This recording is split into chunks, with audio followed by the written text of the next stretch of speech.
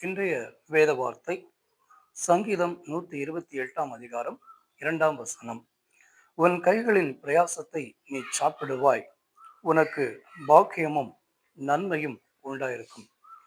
ஆண்டவராக இயேசு கிறிஸ்து சொல்லுகிறார், உன் கைகளின் பிரயாசம் என்று சொல்லும் பொழுது நம்முடைய கைக்கு கொடுக்கப்பட்ட வேலைகள், அந்த வேலையிலே ரொம்ப என்ன செய்ய வேண்டும், ஜாக்கிரதையா இருக்க வேண்டும்.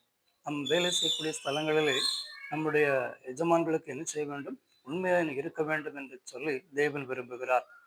அப்படி நாம் உண்மையாக இருக்கும் பொழுது நமக்கு என்ன கிட்டுமோ, நமக்கு நன்மையும், நீ பாக்கியவானா இருப்பா என்று சொல்லுகிறார். நன்மை, ஒருவேளை நம்முடைய காரியங்களை என்ன நினைப்போம், உனக்கு தீமையானது வேணுமா, நன்மையானது வேண்டும் என்று சொன்னால் நமக்கு நன்மையான காரியங்களை நமக்கு வேண்டும் என்று சொல்லுவோம். அதே போல நாம் பாக்கியவான்களாய் இருப்போம் என்று சொல்லுகிறார். அவருக்கு பிரியமான பிள்ளைகளாக நாம் என்ன செய்வோம், இருப்போம். அவருக்கு பிரியமா இருக்கும்போது அவர் நம்ம என்ன செய்கிறார், நமக்கு வாடாத ஜீவ கிடத்தை அவர் நமக்கு கொடுக்கிறார்.